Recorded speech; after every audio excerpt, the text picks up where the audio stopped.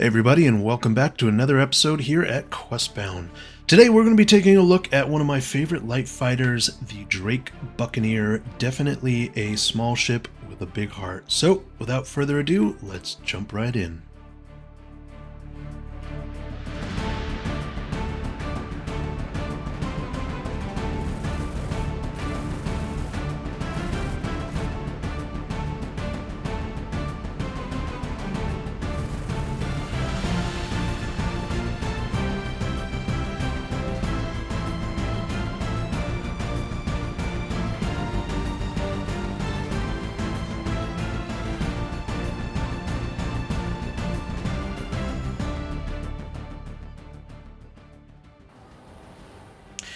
Hey everybody, and welcome back to Questbound, where we're doing another Star Citizen ship review for you today.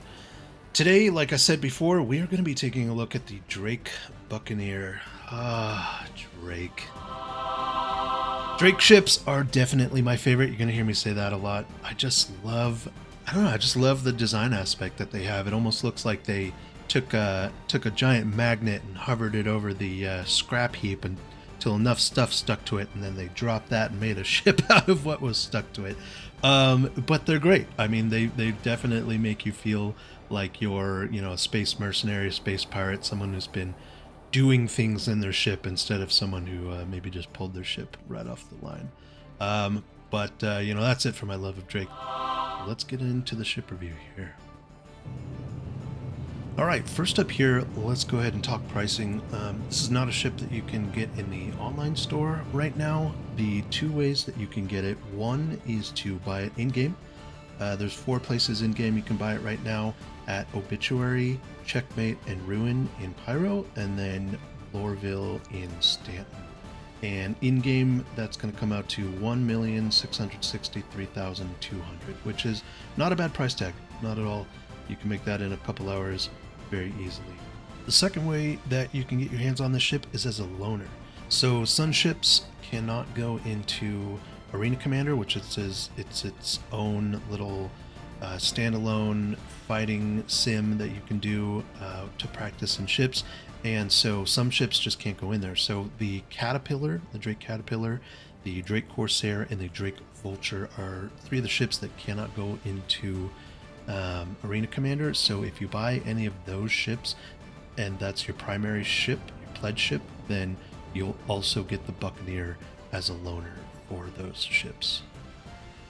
The handling in this ship is definitely really nice. I mean, when you tell it to get up and go, it gets up and goes. You can zip right out of your hangar. The only issue that I had is that it drifts pretty bad. It doesn't change direction really on a dime, so if you're taking tight turns, just watch out for that. And definitely the G's in this thing, you can get some serious G's going, and just enough to definitely make yourself black out, especially if you're flying in third person trying to film a video and just completely black out. Remember, children, to always fly in first person, so that when you black out from massive amounts of G's, you don't have to watch yourself careen straight into the ground. Alright, just hang in with me here while we grab a new ship, and then we'll talk about combat.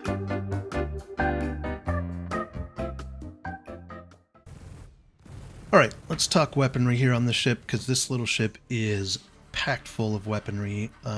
First off, we've got 4 total missiles. We've got 2 size 2 Tempest 2 missiles and 2 size 2 Ignite 2 missiles. So not a ton of missiles under the hood, but enough to soften up a couple of targets. I mean, it's not a huge ship, so there's not really many places to put a lot of rockets. The guns, that's where the ship shines, because there are 5 total guns on this little ship.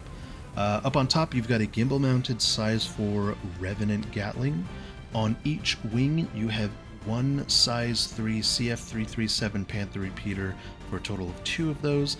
And then on the nose, you have 2 gimbal-mounted size 1 Yellow Jacket GT210 Gatlings. So altogether, a very solid amount of firepower for such a little ship, and I think it needs it. I mean, this ship, its big specialty is just that it's light, it's fast, and nimble, and you should be able to work your way around these targets and put a lot of firepower downrange. quickly because it doesn't have a ton of shield and health in itself, so you really have to rely on the nimbleness of the ship and putting bullets down range quickly. And last but not least here, let's talk about the ship components. So this little ship comes packed with two size 1 polar cooler, those are military coolers. It's got a JS-300 military power plant and one web civilian shield generator. That shield generator, after they dropped the shields down, it used to be 3,000 bubble shield, now it's 1,500, so not a ton of shields there.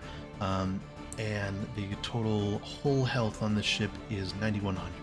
So again, like I said, not a ton of health to work with there, but you're sort of trying to outmaneuver, I think, in this ship, rather than sit there and go, toe to toe and take a bunch of fire. So all in all, the Drake Buccaneer, I think, is a pretty nice little ship. It's a great little starter ship. It does not cost a lot. It's easy to obtain. If you're just trying to work your way up from one of your starter ships to just a good fighter to go do some of the NPC bounties, I think it's a great option. I mean, 1.6 mil is very, very obtainable very easily. So that will wrap up our review of the Drake Buccaneer here in 2025. If you guys like this content and you want to see more, drop a like and a subscribe. And what I'd like to hear in the comments here is what kind of stuff you guys want to see from this channel. Do you guys want more ship reviews? Do you want specific ships to be reviewed? Gameplay, that kind of stuff. I'm going to be doing a guide on the exec hangar missions here coming up, and just a general new player and returning player starting guide coming up here in the next couple weeks. So yeah, if there's any particular ship that you want to see, please let me know in the comments. I'd be more than happy to do that.